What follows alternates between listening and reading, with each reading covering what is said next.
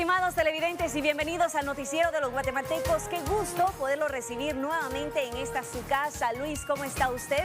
Muy bien, Nancy, muchísimas gracias, amigos televidentes. Qué gusto poder saludarles a través de nuestras diferentes señales, la de DirecTV en el canal 429, hasta donde llevamos nuestro saludo muy particular hoy porque se celebra el Día de la Hispanidad allá en los Estados Unidos, un día de fiesta en muchas localidades como Nueva York, por ejemplo, y por supuesto a través de Televisiete aquí en toda la República y el canal también o la plataforma de Chapín TV. Todas nuestras plataformas a su disposición. Les tenemos noticias nacionales e internacionales y hoy tenemos la huella del crimen, así que usted no se lo puede perder. Iniciamos con las noticias. Farmacias Cruz Verde 1728. La mejor porque está cerca y surtida. Presenta.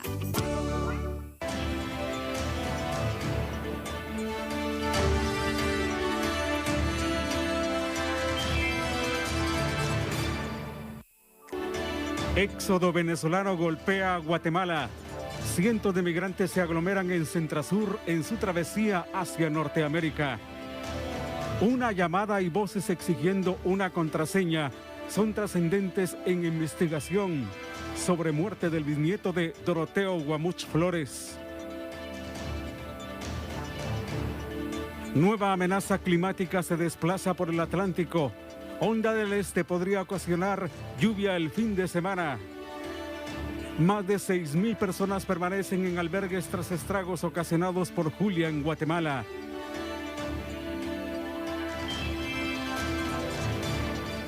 Ministerio de Salud confirma 10 nuevos casos de viruela símica en el país.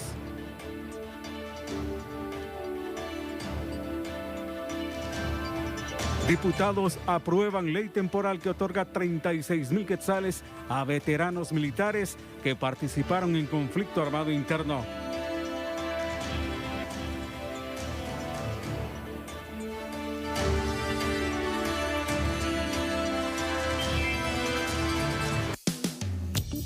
Farmacias Cruz Verde 1728. La mejor porque está cerca y surtida. Presentó.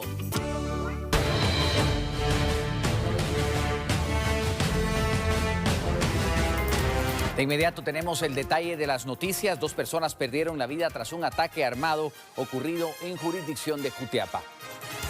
Vamos a tener esta información más adelante, un hecho que conmociona al oriente del país. Entre tanto, hablamos del tema migrantes, ya que de diferentes nacionalidades muchas personas continúan llegando al territorio nacional, según lo que tiene bajo su control el Instituto Nacional de Migración.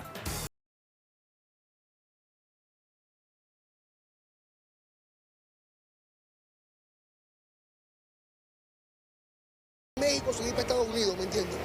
Y le estamos exigiendo que nos den el salvoconducto, no nos dan el salvoconducto. ¿Cómo es la situación en Darién? Horrible, papá. Horrible, horrible. Nos han comentado que vienen más migrantes en camino. Mucho, hay mucha gente en camino. Venezuela se queda sola, hermano. Venezuela se queda sola. Junto a sus hijos, otros con las mismas prendas con las que partieron desde Panamá o Costa Rica y con una pequeña mochila llena de sueños, pero contando los días para llegar a México y posteriormente a Estados Unidos. Este es el escenario de los flujos migratorios que continúan llegando a Guatemala, en especial desde Venezuela. La Central de Transferencia Sur o Centrasur fue nuevamente el escenario de descanso para cerca de 400 migrantes que llegaron en las horas de la noche y madrugada, sin embargo, muchos sin dinero. Sí, de Caracas.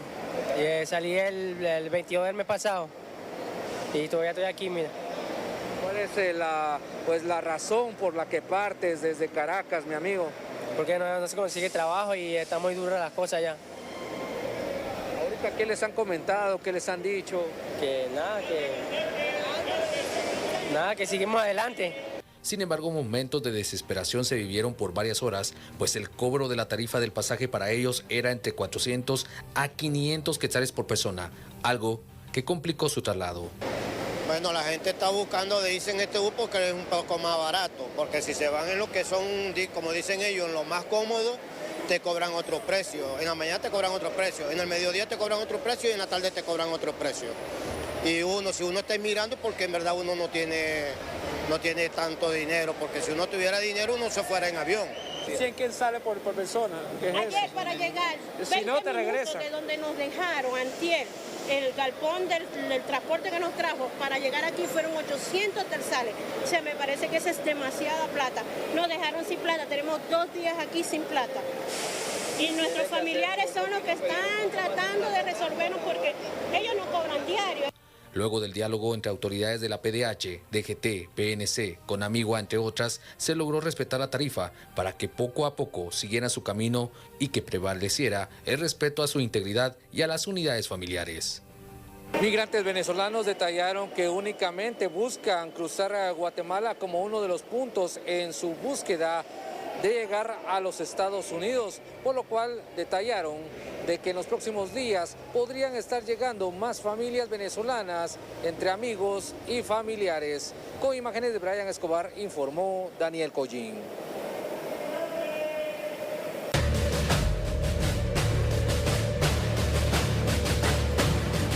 Y en torno a la llegada de centenares de migrantes a territorio guatemalteco, ha sido nuestro periodista José Martínez quien ha dado seguimiento a este éxodo de migrantes. Así que adelante, cuéntanos cuál es la situación de estas personas que han llegado a nuestro país, porque sabemos que es un tema que han actualizado las autoridades del Instituto Guatemalteco de Migración y que está en la mira, por supuesto, de las autoridades. Vamos, adelante, te escuchamos. Nancy Calderón, amigo televidente de Noti7, continuamos con esta cobertura informativa y precisamente la constante todo el día ha sido acá en Centro Sur la presencia de decenas y podríamos decir a esta hora de la noche centenares de migrantes venezolanos. Tenemos en pantalla pues algunas de las imágenes que mi compañero Diego Ulín logra captar a esta hora de la noche. Vea usted, son familias completas las que han llegado hasta este lugar, atravesando 1000 dificultades. Hace algunos momentos, pues ya tenemos aproximadamente una hora de estar en este lugar, pues ellos nos comentan que salen de su país, Venezuela,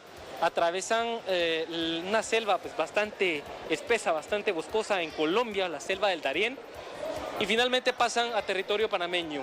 El tránsito por Panamá pues no ha sido tan complicado, al igual que el resto de los países centroamericanos. No obstante, en Guatemala ellos pues sí están de alguna manera pues quejándose por el tema de que pues acá indican ha sido bastante difícil transitar, por varias razones. Una de ellas es que manifiestan de que los precios de algunos transportes, algunos autobuses, algunos taxis han sido sumamente elevados para poder traerlos hasta este lugar. Estamos en la Centra Sur, zona 12 de Villanueva, y en algunos otros casos pues manifiestan que se han topado con algunos puestos de registro, dicen ellos, en los cuales les han exigido dinero. Vean ustedes, familias completas, señoras embarazadas que han venido hasta este lugar y que precisamente pues continúan con este sueño de poder llegar hacia los Estados Unidos. Estamos en vivo, en directo, toda Guatemala nos está viendo, amigo. ¿Cómo les ha ido en este viaje? Tenemos poco tiempo, pero ¿cómo les ha ido? Bueno, en realidad, de todos los países que hemos cruzado, aquí en Guatemala nos ha ido un poco mal, un poco terrible, porque pues hemos sido víctimas de la extorsión por parte de los funcionarios.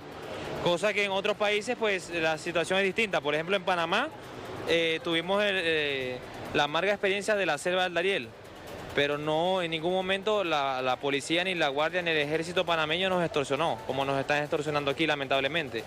En Honduras pues nos pasó con el caso del transporte público, que nos cobraban el doble y el triple, pero nos ayudaron con un salvoconducto que nos dejó transitar por Honduras. ¿Hace cuánto tiempo salieron ustedes de Venezuela, amigo? Ya llevamos como, pues en mi caso, 20 días, pero hay personas que llevan hasta el mes. Desde el 19 de septiembre. Desde el 19 de septiembre salí yo de Venezuela. ¿Qué los motivó a salir de su país y a buscar el sueño americano? La motivación es la crisis, pues, porque no hay ningún motivo. El motivo es que toda Venezuela está pasando por una situación difícil, y la crisis que hay en el país, pues como pueden ver, no somos jóvenes, son personas de todas las edades, niños, adultos, personas discapacitadas con enfermedades, porque la necesidad lo amerita. Pues. ¿Vienen más venezolanos o este es el único grupo que viene? En Necoclí, ante la frontera, me dijeron que hay 9.000 venezolanos esperando para pasar, 9.000.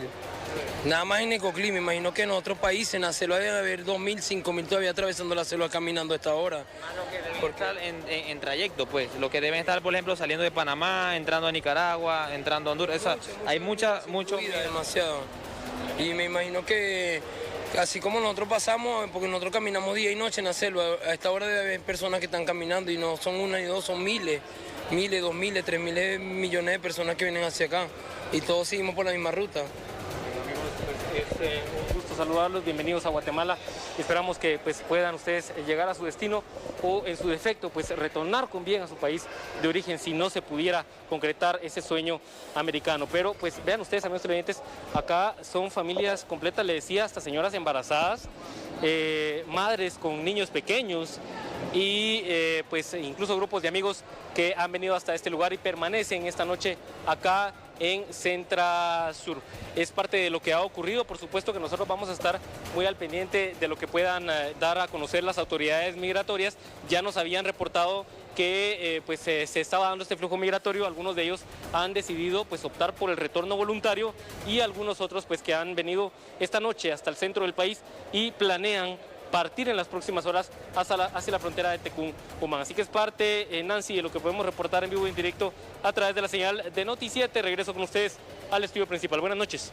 Con destino final hacia los Estados Unidos, centenares de migrantes venezolanos han pasado la noche en Centrasur, acá en el territorio guatemalteco. Algunos de sus argumentos, problemáticas sociales, económicas y políticas.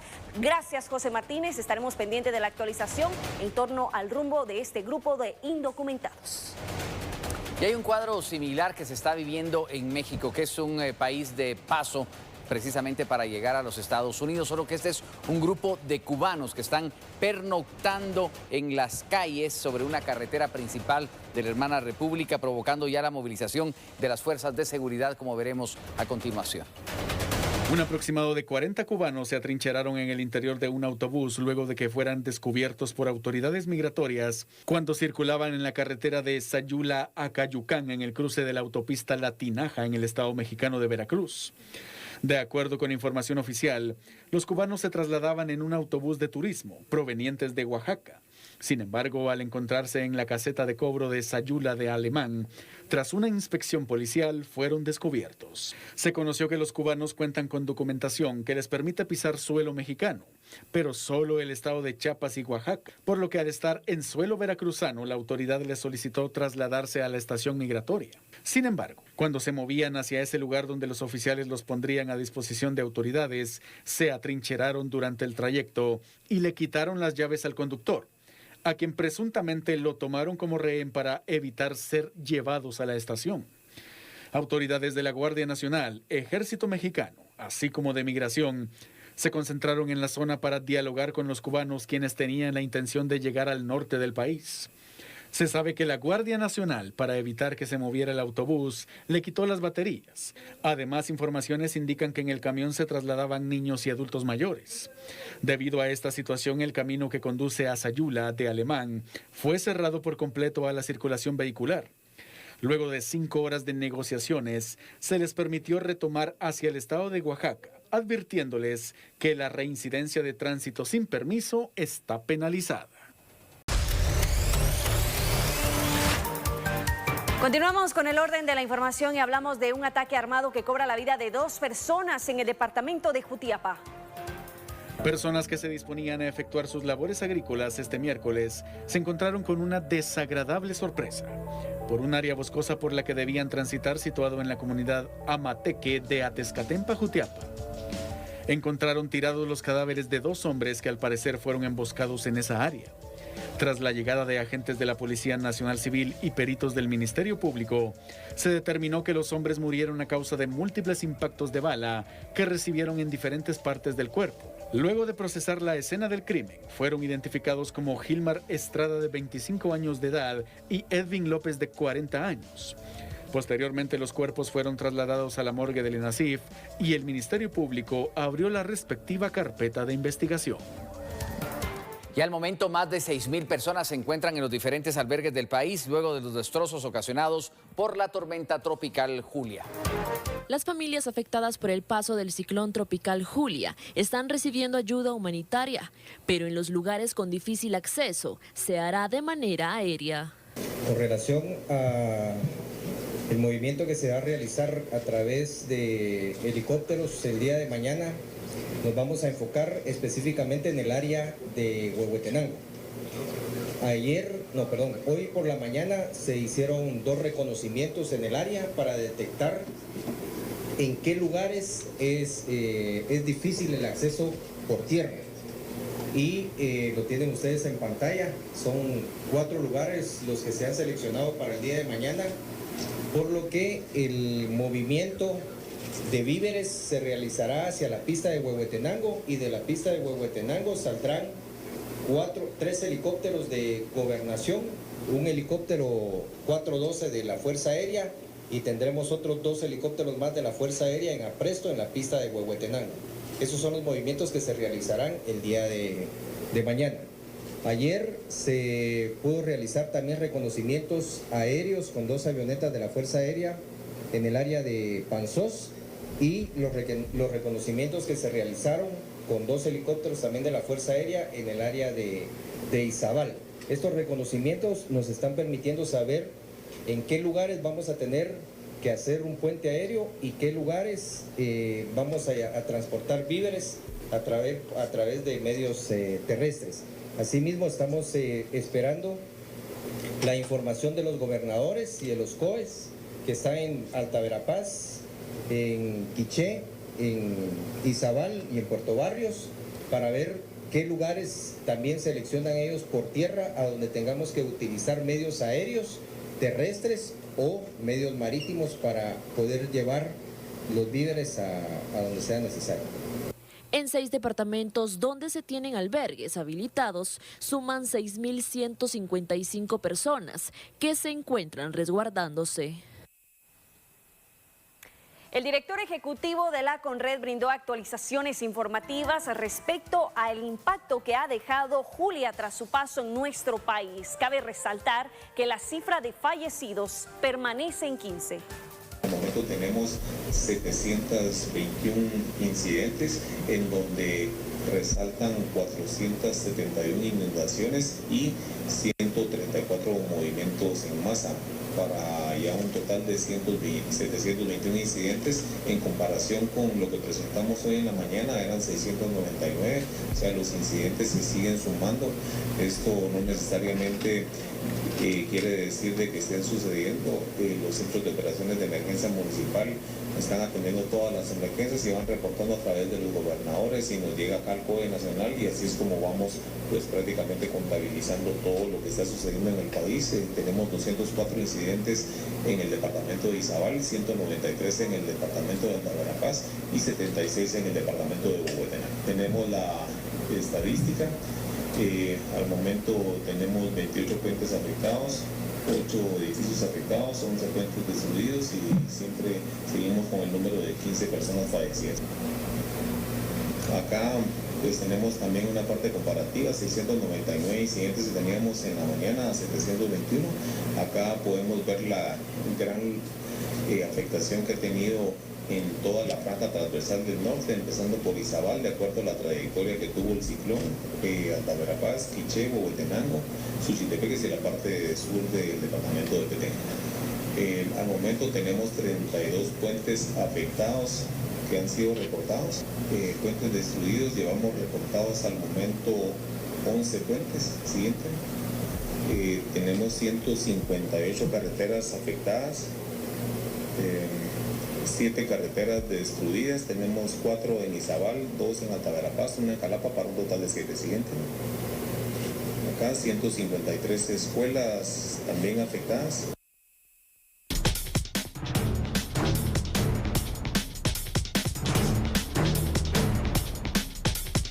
Y pasado el mediodía de este miércoles, 2 jóvenes perdieron la vida en un accidente de tránsito ocurrido en Pasaco, Jutiapa. La colisión vehicular se registró en el kilómetro 144 de la ruta que comunica a la aldea El Garrobo de Pasaco, Jutiapa, con la aldea Casas Viejas de Chiquimulilla, Santa Rosa. En el lugar, 2 jóvenes que viajaban a bordo de un mototaxi que jalaba un carretón colisionaron de frente con un pick-up.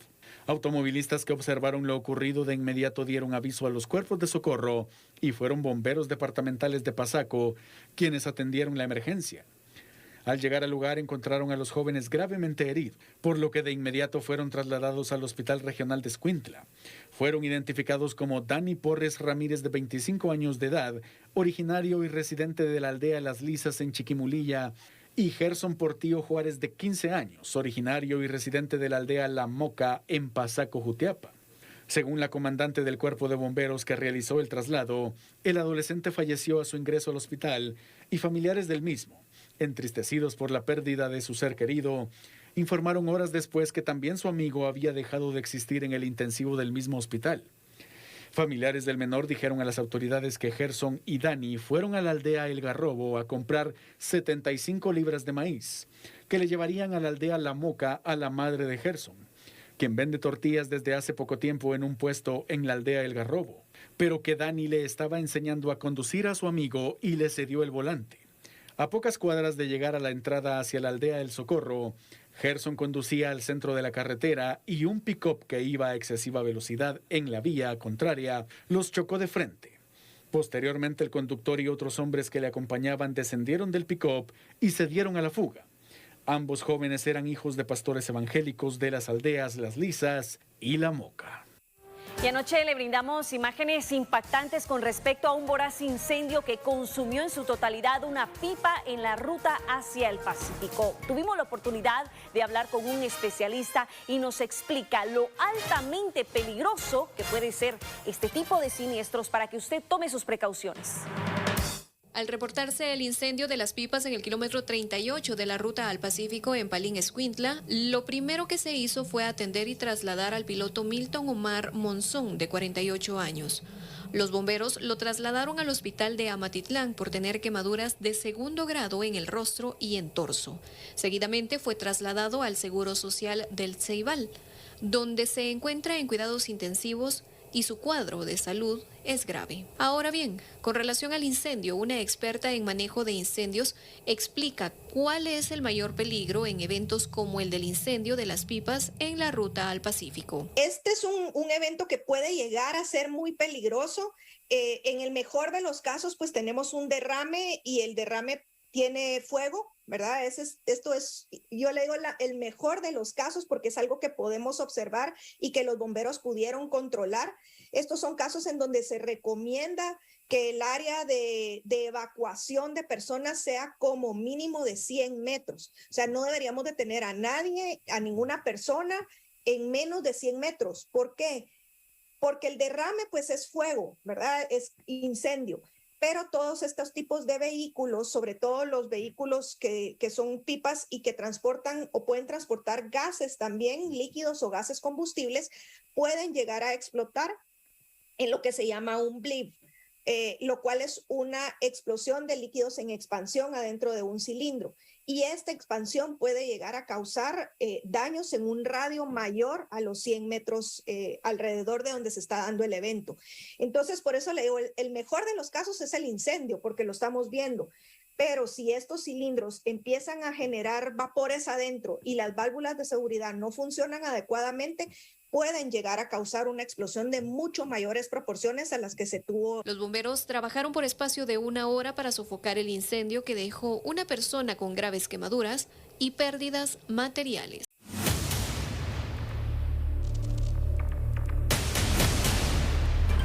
Vamos a continuar con otros temas de interés. Los diputados que integran la Comisión de Asuntos Electorales buscan que las reformas a la ley electoral y de partidos políticos se conozcan ante el Pleno antes que inicie el próximo proceso en enero del 2023. Después del dictamen favorable a la ley electoral y de partidos políticos, la mesa de trabajo encargada de estas modificaciones busca realizar cabildeos necesarios para que estas reformas sean conocidas por los diputados en sesión plenaria, antes del 22 de enero del otro año. Estamos cabildeando con jefes de bloque, con las diferentes bancadas de los 12 diputados que firmamos, para que se agende en el Pleno, en primera, segunda y tercera lectura. Pero es un tema que no depende de nosotros, sino es una responsabilidad que recae directamente en jefes de bloque. Los temas, el empadronamiento automático, ¿verdad? Para que facilitemos el empadronamiento de los jóvenes. Y el otro tema es votar diputados por nombre y apellido en listas abiertas. El 31 de agosto recién pasado, la Comisión de Asuntos Electorales dio dictamen favorable a las reformas de ley electoral y de partidos políticos. Diputados del Congreso de la República aprobaron la Ley Temporal de Desarrollo Integral. Con 99 votos a favor, diputados del Congreso de la República aprobaron el Decreto 51-2022, Ley Temporal de Desarrollo Integral, a través de la cual se otorgarán 36.000 quetzales a los veteranos militares que participaron en el conflicto armado interno en pagos de 1.000 quetzales mensuales. Esta ley costó debates, costó diferencias entre nosotros mismos acá, pero es una ley que consolidamos hoy. 36.000 quetzales, ¿es mucho o es poco? Pero no valen la vida ni el esfuerzo de quien le entregó todos esos 30 meses de servicio a su patria. Ojalá tengamos los consensos aquí en esta 9ª legislatura para poder de manera respetuosa, armónica, ponernos de acuerdo y lograr que todos y cada uno de ellos tengan en algún momento lo que allá afuera están pidiendo. Los fondos para realizar este pago a través del sistema bancario saldrán del presupuesto asignado al Ministerio de Desarrollo Social, cartera que junto a los Ministerios de la Defensa, Ambiente y Agricultura será la encargada de ejecutar el programa. El ministerio en este caso de Ambiente tiene 60 días para hacer el reglamento y esperamos que empiece lo antes posible este programa para poder ayudar. Sabemos también que existe alguna inconformidad de algunos grupos. Hay que recordar que esto es un comienzo y que nosotros estamos en la disposición de poder seguir apoyándoles precisamente con otro tipo de iniciativas que pueda apoyarles. Nosotros empezamos con esto en el 2019 precisamente, que era cuando se empezó a generar esta discusión, y bueno, ahorita pues estamos apoyándoles en este año. Yo creo que ya pasaron varios años, cada 4 años desde que se hizo la primera propuesta, y el día de hoy pues se hace una realidad y vamos a poderles dar un apoyo que es más que merecido, que como reitero es lo mínimo que podemos hacer, y esperamos poder apoyarles más en un futuro cercano. Recuerde que esta noche tenemos nuestro segmento La Huella del Crimen. No se lo vaya a perder aquí mismo en Noti7. Entre tanto, en otro orden informativo, recientemente se conmemoraba el Día Internacional de la Niña. Así las cosas, Refugio de la Niñez señala que este es un sector poblacional muy vulnerable en el respeto a sus derechos.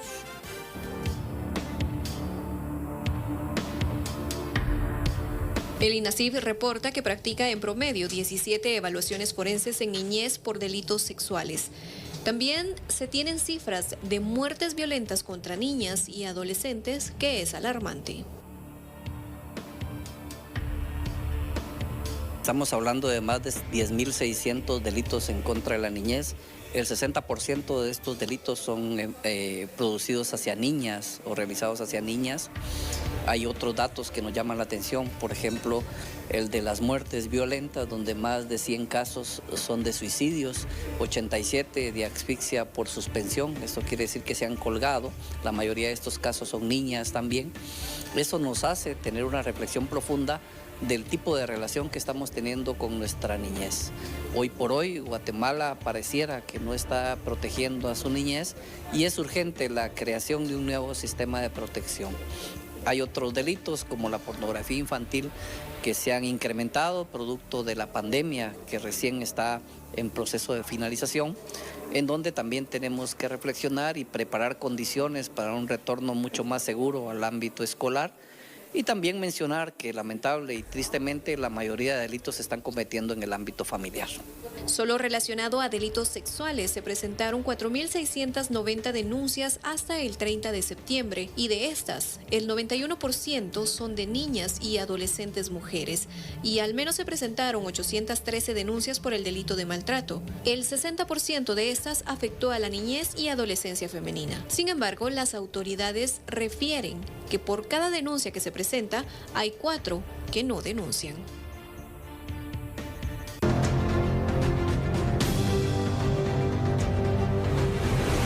Un escándalo político se desarrolla en Los Ángeles, donde 3 legisladores fueron captados en una grabación haciendo comentarios racistas, por lo que han recibido innumerables llamados a renunciar, incluso del mismo presidente de los Estados Unidos, Joe Biden. Manifestantes expresaron su furia y exigieron la renuncia de 3 políticos latinos, Nury Martínez, la primer presidenta latina del Ayuntamiento de Los Ángeles, y los concejales Kevin de León y Gil Cedillo. ocurrió durante la primera reunión del Consejo desde que se filtrara una grabación de comentarios racistas. En ella, Martínez menosprecia a indígenas mexicanos, judíos y al pequeño hijo adoptivo de un concejal blanco al que tildó de malcriado. La charla de 1 hora en octubre del 2021, en la cual también participó un líder sindical, es la causa de un escándalo que ha sacudido el establecimiento político de Los Ángeles, como explica el analista Hernán Molina. Yo creo que esto realmente ha demostrado que no se puede confiar en estas personas. Estas personas tienen que renunciar. Los tres ofrecieron disculpas por escrito. Martínez renunció a su cargo de presidenta y tomó licencia administrativa, pero el miércoles aún no abandonaba su puesto. Nuri Martínez, renuncie. Kevin de León, renuncie. Crece la presión para que todos renuncien, uniéndose a los constituyentes un sinnúmero de legisladores, incluyendo al alcalde Eric Garcetti, el gobernador Gavin Newsom y hasta el presidente Biden. Dentro de la misma comunidad latina hay un sentimiento de defraudación. Molina dice que se necesita unidad y una coalición de todas las comunidades para sacar adelante a la ciudad y que no hay manera que los 3 concejales puedan lograrlo en sus cargos. No pueden liderar, no pueden llevar adelante el trabajo que se necesita. Y esta es una ciudad con muy graves problemas, que necesita gente que esté enfocada en la labor. Verónica Villafaña, Voz de América, Los Ángeles. Discriminación para la gente de color. Todos somos iguales.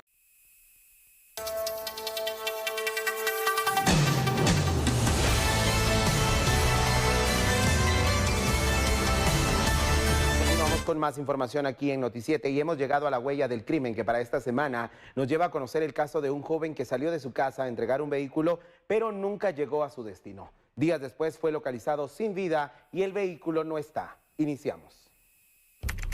La mañana del jueves 29 de septiembre, Cristian Peña salió de su negocio ubicado en la calzada Mateo Flores, zona 3 de Misco, con el propósito de entregar un vehículo que tenía en su poder. El destino era San Juan Zacatepeques, pero jamás llegó.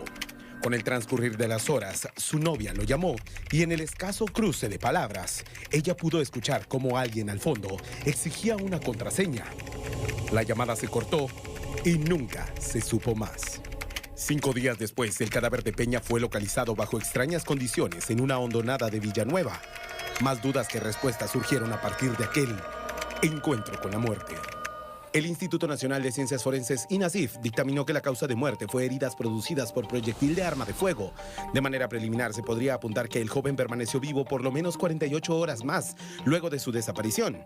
La familia y su novia publicaron reiteradamente en redes sociales la información que se tenía hasta el momento. Nadie se comunicó con ellos para solicitar el rescate, pero la búsqueda era propia, llegando a cualquier emergencia publicada por los cuerpos de socorro para saber si se trataba de los restos de Cristian. El calvario y la peor pesadilla se materializó el lunes 3 de octubre, cuando pasado el mediodía, los cuerpos de socorro reportaban que un vecino de la zona 7 de Villanueva les había informado que su perro se alertó al encontrar un cadáver al fondo de sus sembradíos de milpa, con severas señales de violencia y en extrañas condiciones. Horas más tarde se confirmó la identidad, pero ¿iba a vender el carro o ya tenía dueño? ¿Con quién se reuniría Cristian? ¿Dónde está el vehículo? ¿Por qué se fue solo? ¿Qué contraseña querían los supuestos delincuentes?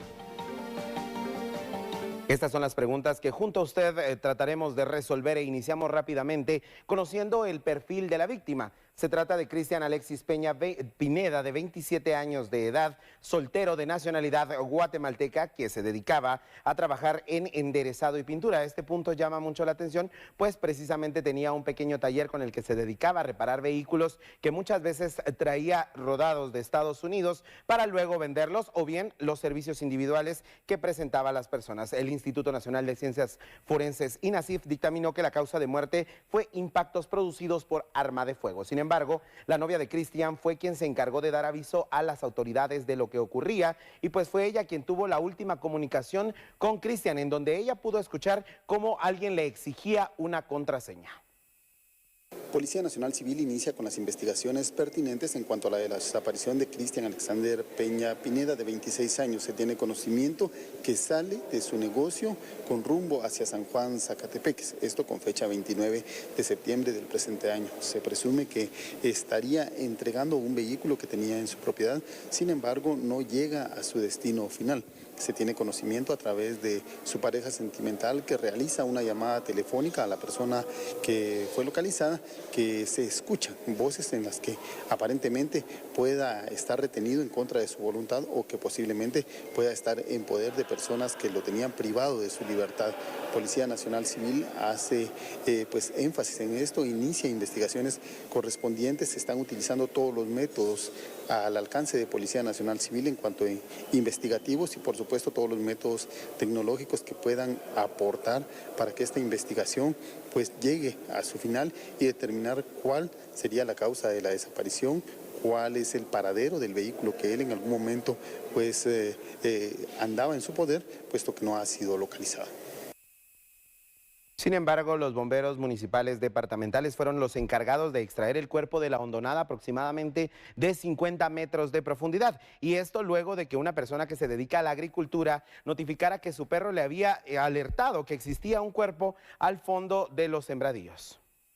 Así es, ingresaron llamadas a nuestro número de emergencia al 1554, donde nos alertaban sobre una persona que se visualizaba tirada en el fondo de una hondonada de aproximadamente unos 50 metros de profundidad.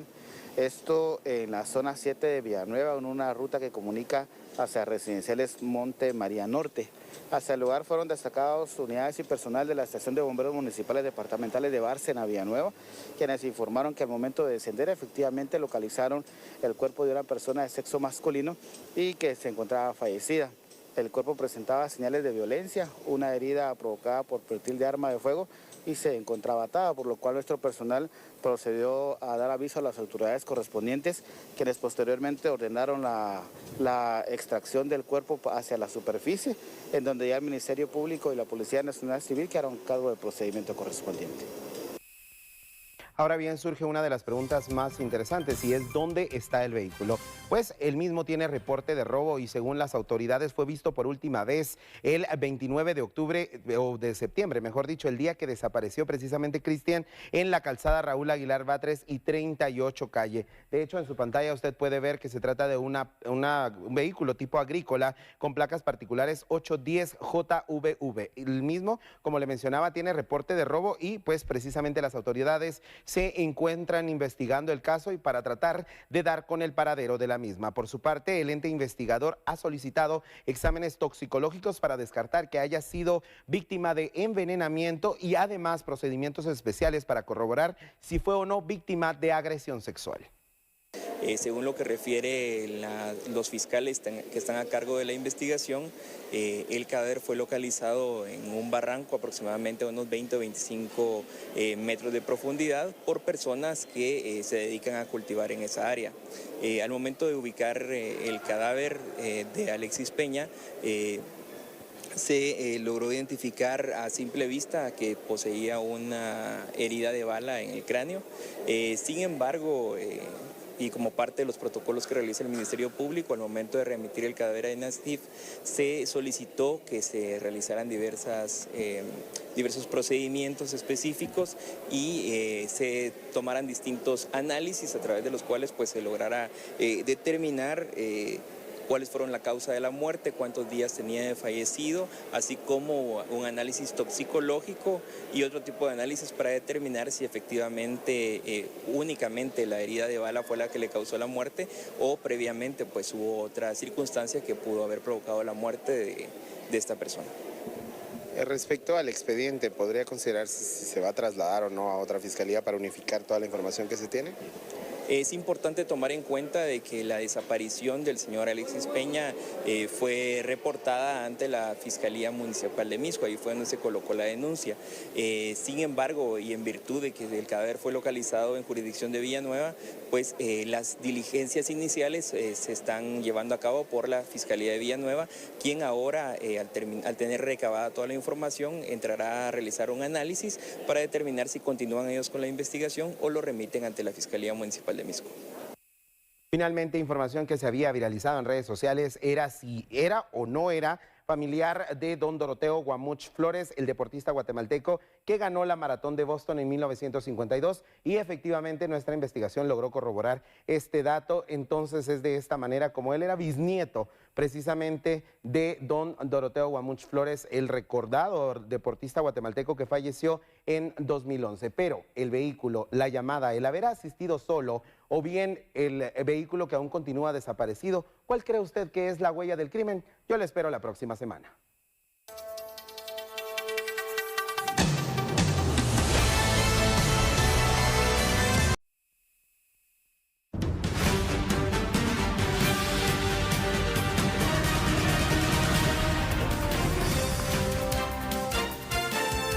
Continuamos con el orden de la información, esta vez para hablar de la fiscal del juicio La Línea, que no tiene COVID-19 y continuó con la presentación de las conclusiones de la FESI. El juicio por defraudación aduanera La Línea está en la fase final. La Fiscalía Especial contra la Impunidad presenta sus conclusiones ante las juezas del Tribunal B de mayor riesgo. La fiscal del proceso, Leslie Rosales, se practicó la prueba de COVID-19 para confirmar o descartar que es portadora de ese virus. El pasado martes manifestó que no se sentía bien de salud. Este 12 de octubre, Rosales continuó en el uso de la palabra, presentando las conclusiones de la Fiscalía en el juicio. En el cual, en esta conversación, Maynor le dice a individuo y le indica que están cuadrados los pagos contra los listados que se ha trabajado. Y en relación a los 35 que venís arrastrando, ahí no está lo de la semana del 16 al 21. Hay uno de 15 que no se agregó, el de la póliza, indicando un número de póliza, y le indican que entonces son 90. Está programado que este jueves 13 de octubre, la representante de FESI, Leslie Rosales, finalice con la presentación de sus conclusiones y pida que los 29 acusados sean declarados culpables, imponiéndoles diferentes años de cárcel. Según la acusación de la Fiscalía, Otto Pérez Molina, Roxana Valdetti y otros procesados integraron una organización criminal que defraudó al Estado de Guatemala por varios millones de quetzales.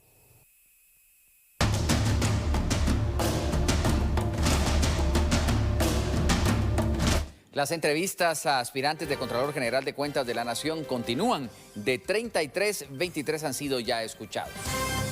A inicios de octubre finalizó el periodo para la recepción de expedientes de aspirantes para participar en el proceso de selección de Contralor General de Cuentas para el periodo 2022-2026 y hasta el momento así avanza el proceso. La Comisión de Postulación inició desde ayer las entrevistas a los aspirantes a jefe de la Contraloría General de Cuentas. Con estas conversaciones, la Comisión avanza en el proceso de calificación de los expedientes de quien asumirá como Contralor. Hasta el momento, la nota más alta la acumula Frank Helmut Bodefuentes, con un total de 7.3 puntos de 8. Sin embargo, las entrevistas continuarán con 10 candidatos restantes, pues hasta ahora la comisión ha entrevistado a 23. De momento y para cumplir con la normativa, este 13 de octubre, el Contralor General de Cuentas, Edwin Humberto Salazar Jerez, debe entregar el cargo y en su lugar asumirá el subcontralor de probidad Mario Francisco Chocoy. El subcontralor Mario Chocoy estará en el cargo hasta que la comisión de postulación termine de calificar los expedientes de los 33 aspirantes a dirigir la Contraloría General de Cuentas.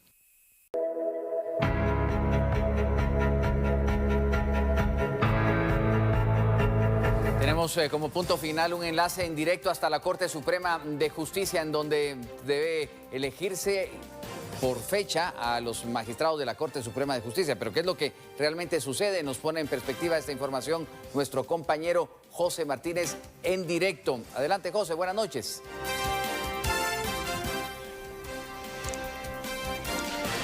Así es, Luis y televidentes de Noti7, continuamos informándoles de Unidad Móvil ahora desde las afueras de la Corte Suprema de Justicia, en donde se ha convocado a las 11 de la noche a una reunión de magistrados. Es una reunión extraordinaria porque recordará usted que el 13 de octubre, pero de 2019, era cuando la actual magistratura tuvo que haber entregado el cargo. ¿Pero qué fue lo que pasó? En aquella ocasión, el Ministerio Público descubre que había una red mafiosa que intentaba amañar la elección de cortes, y la Corte de Constitucionalidad en aquel entonces ordena repetir el proceso. En el Congreso de la República eso no ha pasado, ahí han pasado todo tipo de iniciativas y leyes, pero esa es la que no avanza. Eso ha provocado que esta noche los magistrados ya en unos minutos más se reúnan y pues den a conocer más adelante, eso podría ser a las 12 de la noche, que van a seguir en el puesto, en el cargo de magistrados de la Corte Suprema de Justicia. El plazo es indefinido, esto es hasta que el Congreso de la República cumpla con lo ordenado por la Corte de Constitucionalidad y se pongan a elegir a los magistrados de Corte Suprema de Justicia y salas de apelaciones. Nosotros nos quedamos acá precisamente para dar cobertura a esa reunión extraordinaria y por supuesto tendrá usted los detalles en nuestra primera emisión de Noticieta a las 5 de la mañana con 45 minutos. Al momento, Luis, nuestro reporte, regresamos al estudio principal. Buenas noches. Muchas gracias, José Martínez, por este dato y por el seguimiento de lo que seguramente ya se anticipa va a ser la prolongación de las funciones de los magistrados de la Corte Suprema de Justicia ante la falta de acción precisamente de esa elección que sería sumamente prolongada en el Congreso de la República y ante aquella decisión del 2019 de la Corte de Constitucionalidad. Pero también ofrece un ángulo informativo del cual tendremos el seguimiento respectivo, como decía José Martínez, para ponerle, Nancy, el punto final a nuestro informativo de esta noche. Gracias, Luis, y agradecemos a José Martínez por ese reporte. Es así como concluimos entonces, agradeciendo a ustedes, como siempre, su preferencia. Buenas noches.